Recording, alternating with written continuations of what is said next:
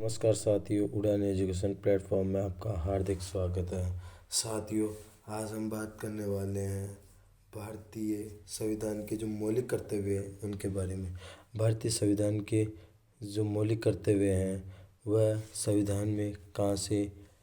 भारतीय संविधान में कहाँ से लिया गया है। वो मौलिक कर्तव्य हैं वो भारतीय संविधान में और रूस से लिया गया है। ये भाग 4A में निहित है और आर्टिकल 51A में मौलिक कर्तव्य निहित है। इसमें देखिए दोस्तों, फंडामेंटल ड्यूटीज़ मौलिक कर्तव्यों को भारतीय संविधान के भाग 4 और अनुच्छेद 51 के तहत निर्देशित किया गया है। साथियों, 1976 में जो संविधान संशोधन हुआ था, 42वां संविधान संशोधन 1976 में, उस संविधान संशोधन के तहत जो मौलिक कर्तव्य थे उनको भारतीय संविधान में जोड़ा गया है।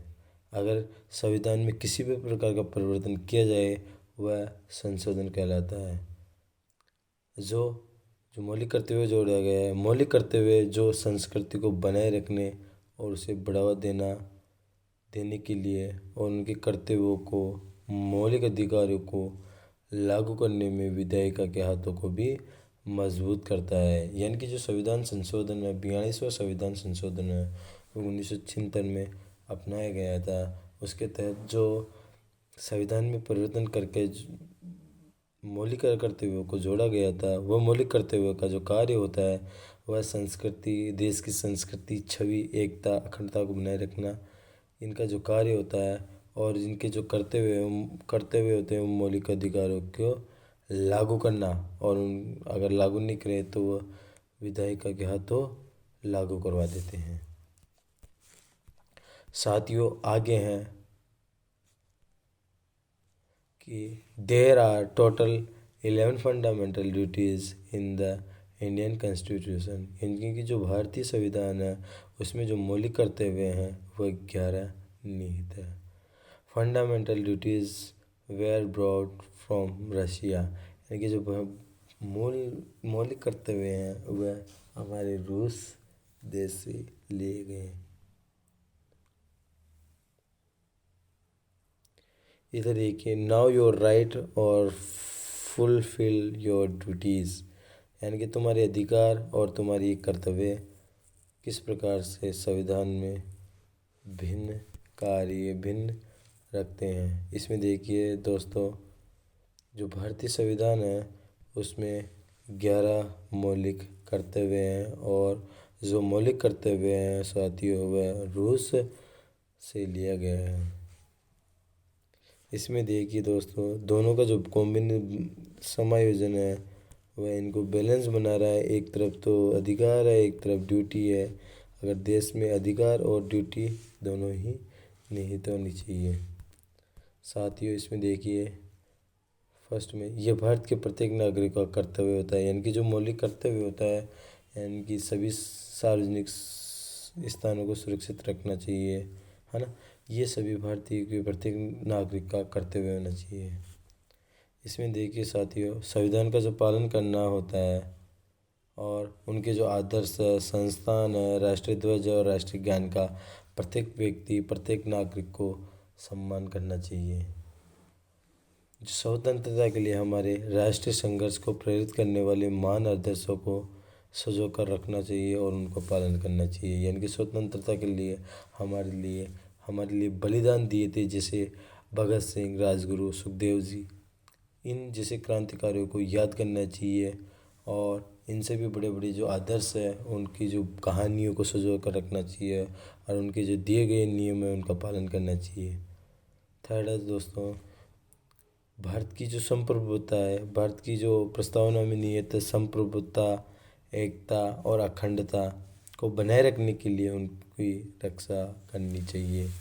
यानी कि किसी देश को अगर सही रखना है तो उसकी देश की संप्रभुता, एकता और अखंडता बनाए रखना उसकी अहम भूमिका होनी चाहिए।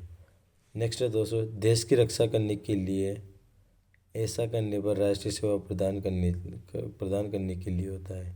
यानी कि तीसरा है, हमें देश की रक्षा करनी चाहिए किसी भी तौर पर। साथियों नेक्स्ट है, हमारी जो समग्र संस्कृति है कि समग्र विरासत को महत्व देना। यानी कि जो पूरी संस्कृति है और पूरा विरासत को, उसको किस प्रकार के संजो कर रखना चाहिए और किस प्रकार से उसको सुरक्षा देनी चाहिए। नेक्स्ट है दोस्तों, धार्मिक भाषाओं और क्षेत्रीय अनुभागीय विविधता को पार करने वाले भारत के सभी लोगों के बीच सद्भावना रखना और सामान्य भाईचाराओं को बढ़ावा देना और महिलाओं की गरिमा और अपमानजनक व्यवहार को त्यागना, ये भारतीय संविधान के जो मौलिक कर्तव्य उनके प्रमुख कर्तव्य हैं। नेक्स्ट कर्तव्य है भारतीय, यानी कि जो देश की वन है, झीलें हैं, नदियाँ हैं और वन्य जीव और प्राकृतिक पर्यावरण की रक्षा, उनमें सुधार करने के लिए जीवित प्राणियों को दया करनी चाहिए, ये भी मौलिक कर्तव्य है। नेक्स्ट है वैज्ञानिक स्वभाव, मानवतावाद और जांच और सुधार की भावना का भी विकास करना चाहिए। सार्वजनिक संपत्ति की सुरक्षा करना और हिंसा को रोकना चाहिए। साथियों, देश की जो सार्वजनिक संपत्ति है उसकी सुरक्षा करना और उनसे हिंसा से रोकना हमारी जिम्मेदारी है, क्योंकि सार्वजनिक संपत्ति को नुकसान पहुंचाएंगे जिससे पूरे देश में क्या होगी, नुकसान होगा। इसीलिए सार्वजनिक संपत्ति को सुरक्षित रखना चाहिए और हिंसा को रोकना चाहिए। व्यक्तिगत और सामूहिक गतिविधियों के सभी क्षेत्रों में उत्कृष्टता की दिशा में प्रयास करना चाहिए ताकि राष्ट्र लगातार उच्च स्तर पर प्रयास और उपलब्ध हासिल कर सके। यानी कि किसी व्यक्ति और किसी समूह को गतिविधियाँ यानी कि क्षेत्र में उत्कृष्ट इनाम पाने के लिए दिशा में प्रयास करना चाहिए ताकि अपना राष्ट्र है वह आगे से आगे बढ़ सके और मेडल, गोल्ड मेडल और सिल्वर मेडल, रत्न प्राप्त कर सके। और नेक्स्ट इसमें माता पिता और उनके बच्चे 6 से 14 वर्ष की आयु के बीच वार्ड में शिक्षा का अवसर प्रदान करने के लिए जैसी का मामला होना चाहिए। ये नहीं कि 6 से 14 वर्ष के बच्चों को पढ़ाना चाहिए। दोस्तों, अगर आपको ये वीडियो अच्छी लगे तो वीडियो को लाइक करें, वीडियो पर कमेंट करें, शेयर करें और अपने चैनल उड़ान एजुकेशन प्लेटफॉर्म को सब्सक्राइब करें। प्लीज़, धन्यवाद।